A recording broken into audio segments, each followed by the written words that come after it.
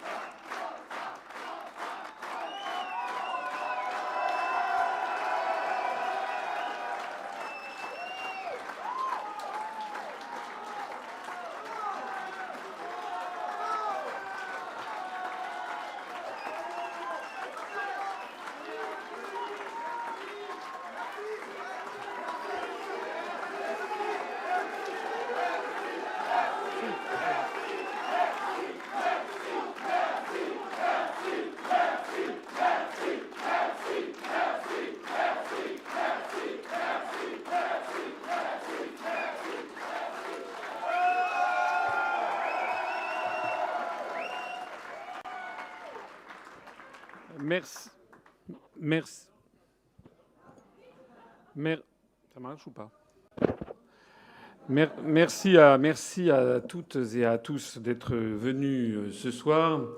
J'ai un petit peu mis du temps à venir parler devant vous parce que les résultats ne sont pas stables et on est obligé de s'exprimer sur des estimations sorties des urnes. J'ai trop à l'esprit ce qui s'est passé lors du Brexit, où jusqu'à minuit les sondages donnaient le Brexit battu, pour qu'ensuite, vers 3 heures du matin, on s'aperçoive que c'était l'inverse qui s'était produit. J'ai trop à l'esprit l'élection aux États-Unis, où jusqu'à 3 heures du matin on donnait Monsieur Trump battu par Madame Clinton. On sait ce qu'il en est advenu. Donc moi je suis prudent sur les estimations qui sont avancées. Je ne pense pas figurer au deuxième tour, bien entendu. Je le regrette. Je le regrette. Simplement, ce que je vois, c'est que d'ores et déjà, il y a certaines évolutions, parce que vous savez comment souvent c'est fait. C'est pour que les responsables politiques s'expriment sur des résultats, et puis ensuite, on va voir à 22 heures, à 23 heures, à minuit, il y a de nouvelles estimations qui, d'un seul coup, bouleversent la donne. Voilà. Je pense que, globalement, les différents sondages me donnent aux alentours de 1% des suffrages, ce qui est, il faut le reconnaître, décevant. Pour celles et tous ceux d'entre vous qui m'ont fait confiance, ça c'est exact. Dont acte. Je voudrais quand même remercier 1% des suffrages. On va voir au total le nombre de suffrages que j'aurai obtenus, mais c'est, semble-t-il, quand même aux alentours de 350 000 à 360 000 suffrages.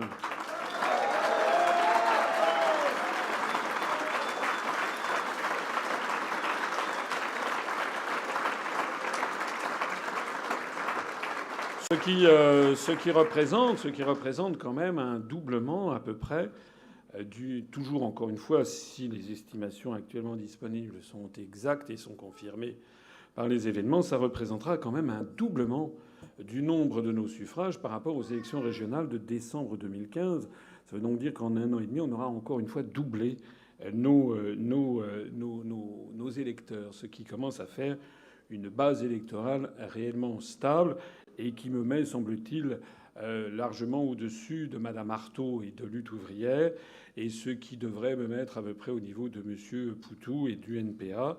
Tout ceci, ce sont quand même des éléments de confort qui doivent confirmer que nous avons progressé. On a quand même beaucoup progressé. Je dirais même sous forme de boutade que je suis celui qui a le plus progressé depuis les élections présidentielles de 2012.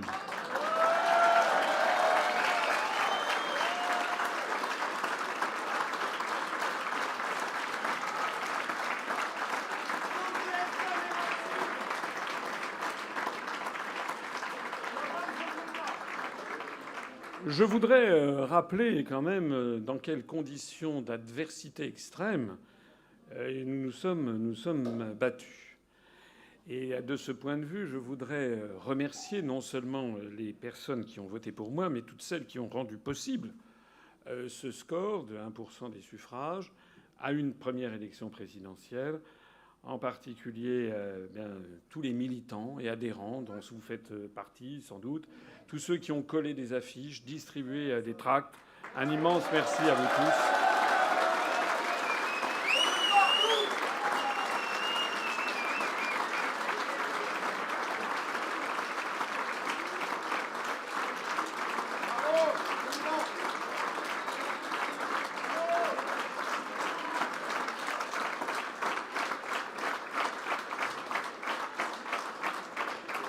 Un grand merci également à toutes les équipes, à commencer par l'équipe de campagne nationale qui a fait un travail formidable, aux équipes de campagne au niveau départemental qui ont fait un travail non moins formidable, à tous ceux, à commencer par Enguerrand, notre régisseur, tous ceux qui ont permis ces meetings extraordinaires. Nous avons rassemblé des milliers de personnes encore à Strasbourg vendredi soir où il y avait plus de 1000 personnes qui étaient présentes. Un grand merci à toutes et à tous.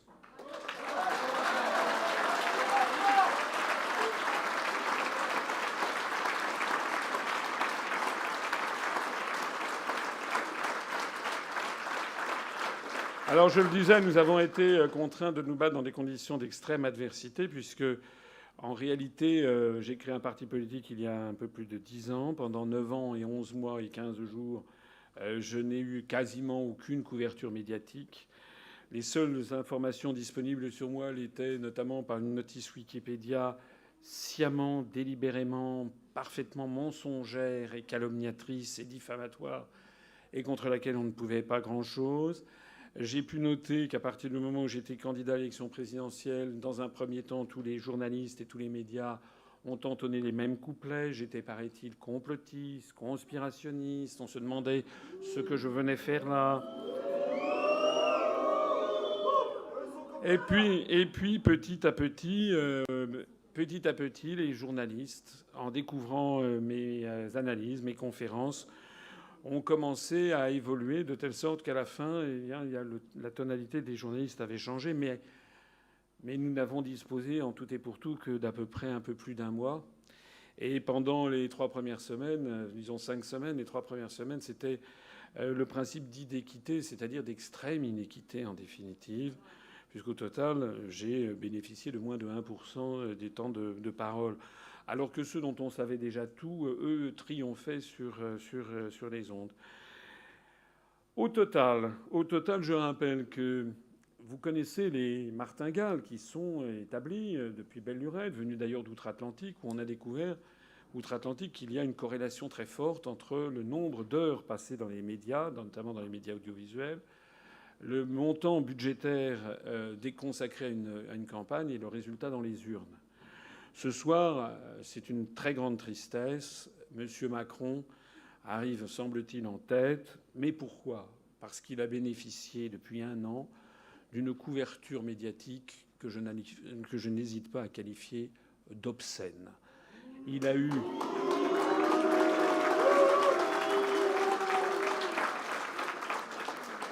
Monsieur Macron, dont je maintiens qu'il est une marionnette de l'oligarchie financière, est en fait poussé par des puissances d'argent qui ont monopolisé l'ensemble des médias à son bénéfice. Pendant de nombreuses semaines, il avait droit à 25, 30, 35% du temps de parole, mais sur des mois et des mois et des mois.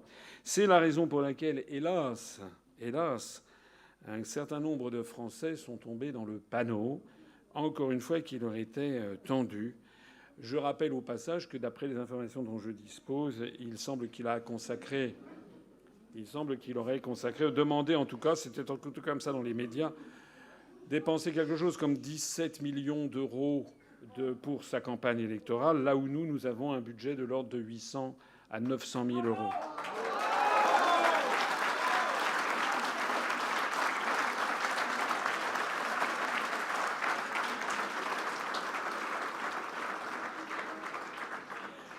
En fait, la situation qui se dégage de ce premier tour est une situation assez calamiteuse, En tout cas, le paysage politique français, mine de rien, est en train d'être détruit. La deuxième chose, après l'arrivée en tête de M. Macron qui apparaît, la deuxième chose, c'est que les partis, les Républicains d'un côté et le Parti socialiste de l'autre, sont détruits ce soir, détruits complètement. Parti socialiste sombre dans la... Si j'ai bien compris, M. Hamon va faire 6 fois seulement, le candidat officiel du Parti socialiste ne va faire que 6 fois plus de voix que moi.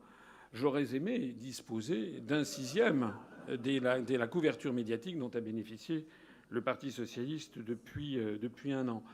Quant aux Républicains, même si M. Fillon est maintenant donné dans les sondages en 3e position devant M. Mélenchon qui est en 4e position, il est quand même loin des 2 premiers, c'est-à-dire de M. Macron et de Mme Le Pen. Le paysage politique français est détruit. Nous allons assister en fait à la réédition de la même tragédie grecque que la France subit depuis maintenant plus de 30 ans. D'ores et déjà, j'entendais à la radio M. Fillon, M. Hamon, M. Xavier Bertrand, M.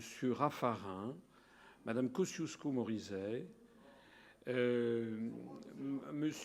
Pierre Laurent appellent à voter pour Macron.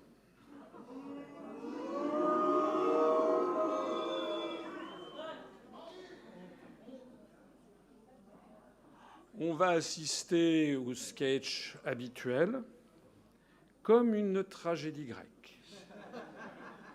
Tous les ingrédients sont mis en ligne et nous allons assister pour la 7e fois,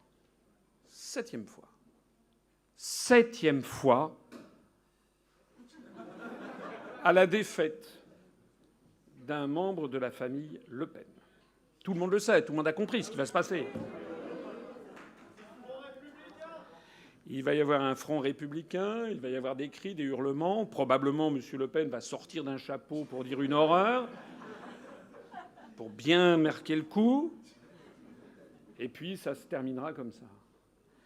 Donc la question qui se pose, c'est de savoir est-ce que les Français vont cette fois-ci comprendre.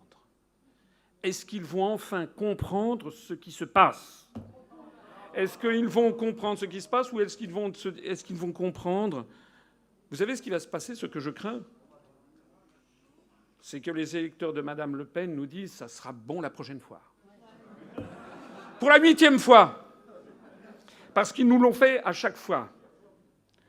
En réalité, c'est une guerre qui est livrée au peuple français, une guerre de la manipulation de l'information, une guerre de la manipulation des médias. Le débat, d'ailleurs, les vrais débats de fond sur l'indépendance nationale, sur l'explosion à venir de l'euro, ont encore une fois été cannibalisés par une toute petite caste qui a mis la main sur les médias français et qui est en train de détruire notre pays. Je rappelle que M. Macron a un programme auquel se rallient Alain Madelin, Robert Hue, Pierre Laurent, Monsieur Fillon, M. Juppé aussi, M. Bayrou, M. Hamon, etc. Ce programme, je l'ai présenté à la presse de nombreuses fois. Jamais ils ne l'ont rappelé.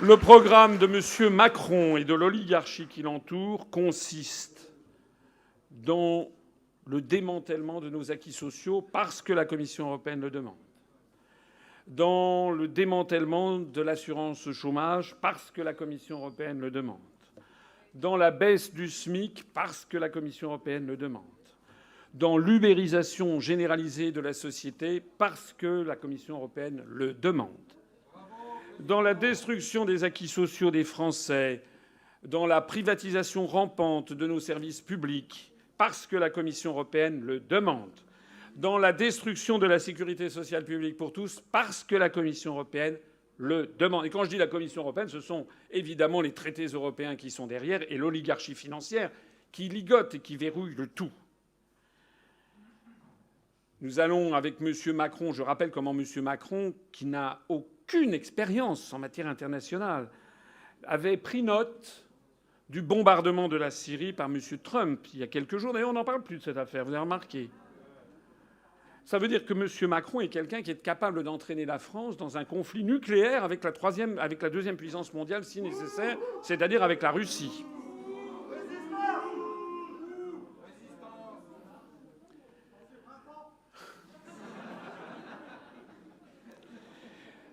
La situation est donc malheureusement très grave. Elle est très grave. Pour ce qui me concerne, j'ai fait ce que j'ai pu.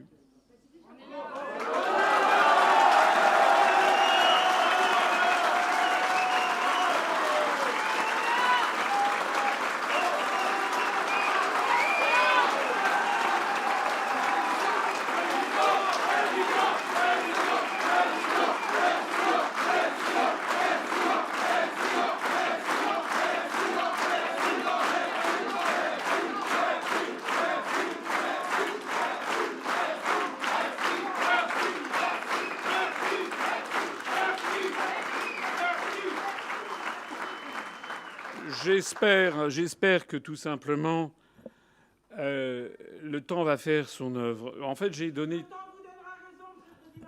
Je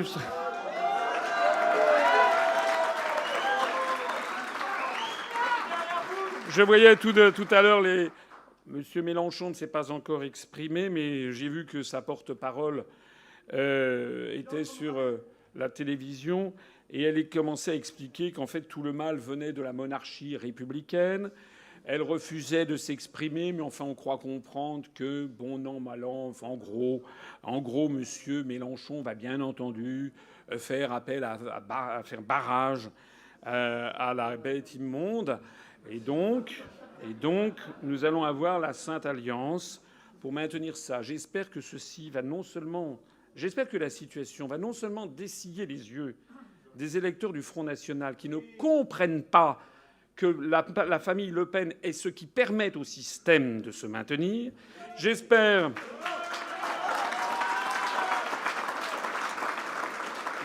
que cette situation va également dessiller les yeux des gens qui ont fait confiance à M.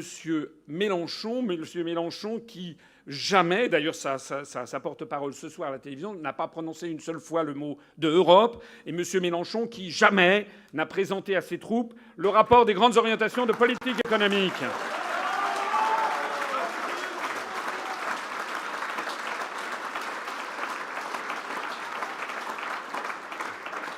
Je vous invite à ne pas baisser les bras. Je vous invite à bien comprendre que nous avons quand même, semble-t-il, multiplié par 2, encore une fois, nos électeurs en 1 an et demi, c'est-à-dire que nous sommes en forte croissance en dépit de tout. Je vous invite à bien comprendre que des millions de Français ont fait ma découverte et celle du mouvement politique et celle des analyses, et qu'il y a, vous le savez bien d'ailleurs, un temps de latence, un temps de gestation pour comprendre. Je note d'ailleurs que depuis que les sondages et puis les premiers résultats sont tombés à 20 h, nous avons fait 25 nouvelles adhésions. J'en profite d'ailleurs au passage.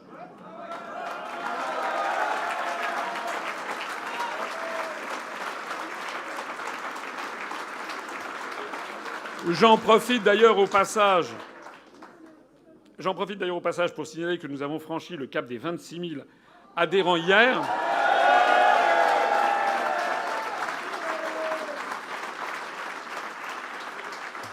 Et surtout, je vous appelle à vous mobiliser, parce qu'il ne faut pas baisser la mobilisation, il faut continuer la mobilisation pour les élections législatives qui arrivent. Nous allons présenter des candidats dans les 577 circonscriptions. J'espère que aucun brave qui a été investi ne va vouloir baisser les bras parce que nous avons une petite déception.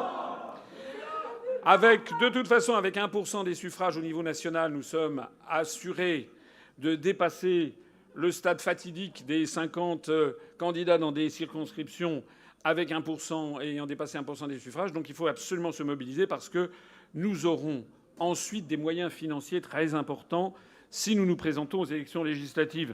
Ça paraît un petit peu bas de gamme ce que je vais dire, et pourtant c'est quand même important puisque actuellement nous avons 0 € d'argent public, 0 € d'endettement financier.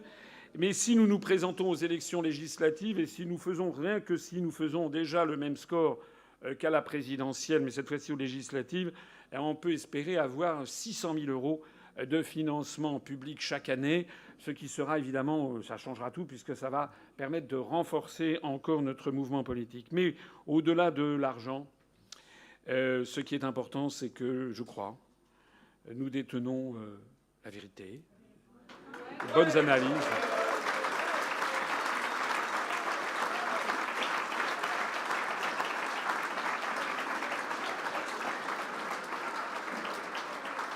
Et que si M. Macron est élu, les Français, très rapidement, vont découvrir qu'il applique ce programme. Je vous invite à le faire comprendre, à le faire connaître à tout le monde. Je vous invite à faire comme j'ai fait l'autre jour sur France 2, c'est-à-dire que nous, on est là pour le déchirer.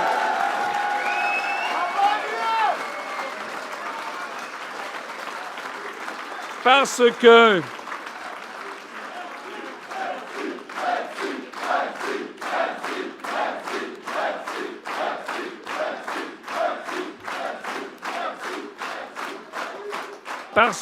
nous avons raison, le temps va agir en notre faveur, puisque nous ne sommes plus du tout ce que nous étions avant l'élection présidentielle. Désormais, nous avons atteint une notoriété nationale. Désormais, dans la rue, il y a 60-70% des gens qui me croisent, qui me reconnaissent.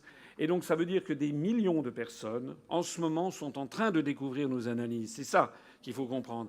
Et je suis absolument convaincu que nous allons pouvoir améliorer notre score aux élections législatives, parce qu'il faut avouer qu'une des raisons pour lesquelles nous avons ce résultat décevant, c'est parce qu'un certain nombre de Français ont cru voter utile.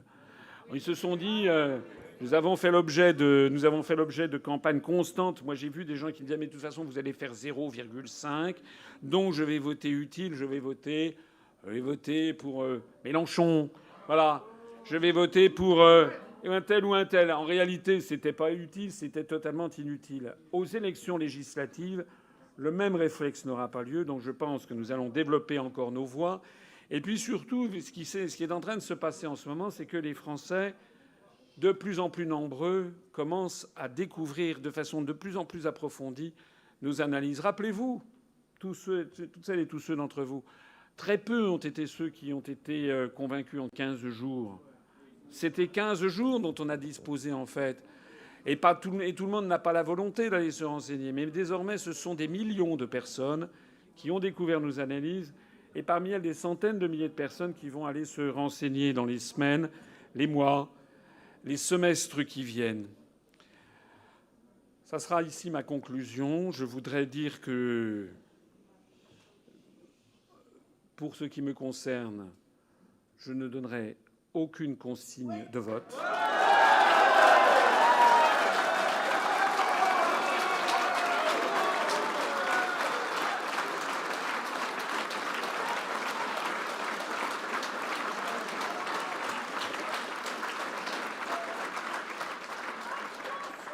Je vous ferai ce que vous voudrez. Moi, je prends les Français pour des gens intelligents. Vous ferez ce que vous voudrez. D'ailleurs, vous n'avez pas besoin de moi pour le faire. Et c'est heureux. Ce que je sais en tout cas, c'est que Macron, c'est l'horreur. Quant à Mme Le Pen, comme vous le savez, non seulement c'est un mouvement qui stigmatise constamment une partie de la population, mais je vous rappelle qu'elle n'a jamais proposé de sortir de l'Union européenne par l'article 50.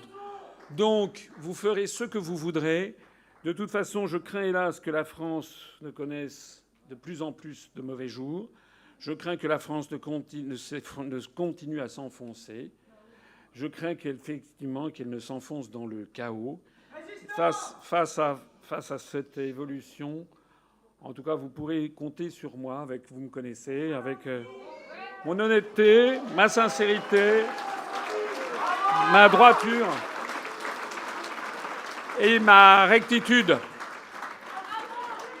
Je pense que notre rectitude collective, notre droiture, le fait que nous disons toujours la même chose et que nous faisons toujours ce que nous disons, va finir par nous servir. Je vous donne un grand merci à tous. Je vous demande de vous mobiliser pour les élections législatives qui arrivent. Et puis, je terminerai en vous disant à tous, vive la République et vive la France.